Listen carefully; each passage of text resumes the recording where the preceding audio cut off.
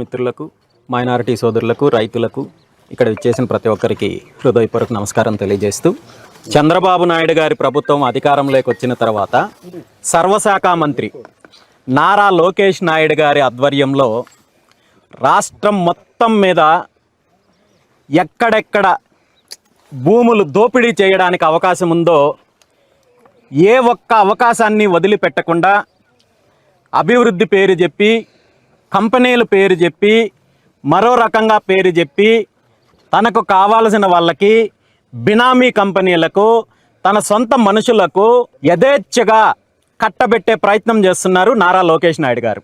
ఈ మధ్య విశాఖపట్నంలో ఆయన నేరుగా స్టేట్మెంట్ కూడా ఇవ్వడం జరిగింది. నేను ఎకరా 99 పైసలకి ఇచ్చేస్తాను, ఉచితంగా ఇచ్చేస్తాను, మొత్తం ఈ రాష్ట్రంలో భూములు ఎంత ఉంటే అన్నీ నేను ఇచ్చేస్తాను అంటూ ఏదో వాళ్ళ నాన్న చంద్రబాబు నాయుడు గారు లేదంటే వాళ్ళ తాత ఖర్జూరు నాయుడు గారి ఆస్తులు అన్నట్టు ఈ రాష్ట్ర భూములకు సంబంధించి విచ్చలవిడిగా బరిదెగించి లోకేష్ నాయుడు గారు మాట్లాడే పరిస్థితి ఉంది.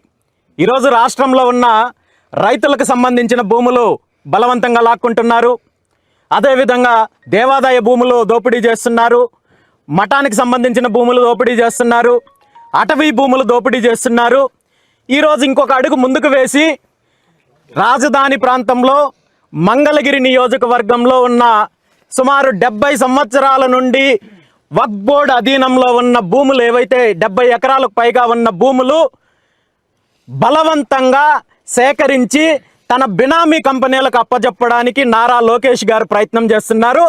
దీనిని వ్యతిరేకిస్తున్న వక్ఫ్ బోర్డు కమిటీ కావచ్చు, అదేవిధంగా అంజుమాన్ కమిటీ కావచ్చు, వాళ్ళకున్న అధికారాలు కావచ్చు, వాళ్ళకున్న హక్కులతోటి గతంలో వక్ఫ్ బోర్డు దీన్ని వ్యతిరేకించి నిర్ణయం తీసుకున్నప్పటికీ కూడా ఆ నిర్ణయానికి విరుద్ధంగా గుంటూరు జిల్లా కలెక్టర్ గారు గత నెల 19వ తేదీన నోటిఫికేషన్ ఇవ్వడం అనేది చాలా దుర్మార్గమైన చర్య.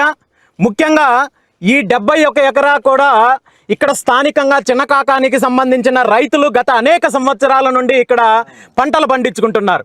మరి ఈరోజు రైతుల నోటిలో మట్టి కొడుతూ, అదేవిధంగా వక్ఫ్ బోర్డు ద్వారా వీళ్ళకి వచ్చే ఈ భూముల ద్వారా వచ్చే ఆదాయంతో చేస్తున్న సేవా కార్యక్రమాలు ఏవైతే ఉన్నాయో, ఎడ్యుకేషనల్ ఇన్స్టిట్యూట్ ద్వారా చదువు చెప్పే కార్యక్రమం కావచ్చు, మరొక సేవా కార్యక్రమాలు కావచ్చు, వీటన్నింటినీ కూడా ఏదో విధంగా ఇబ్బంది పెట్టాలనే కారణంతో భూముల అభివృద్ధి పేరు చెప్పి ఏదో విధంగా లాక్కోవాలనే సాకుతో ఈరోజు బలవంతంగా భూసేకరణ చేసే కార్యక్రమం చేస్తున్నారు.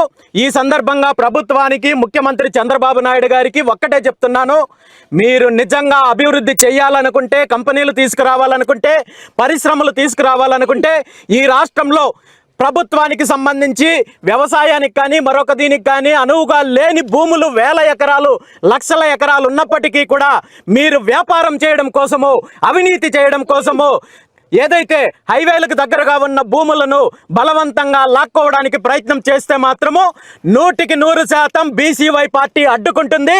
వక్ఫ్ బోర్డుకు సంబంధించిన భూములు ఏదైతే బలవంతపు భూసేకరణ చేపట్టారో దానికి సంబంధించి దానికి వ్యతిరేకంగా జరిగే పోరాటంలో, ఉద్యమంలో బీసీవై పార్టీ పాల్గొంటుంది, ఖచ్చితంగా మద్దతు ఇస్తుంది.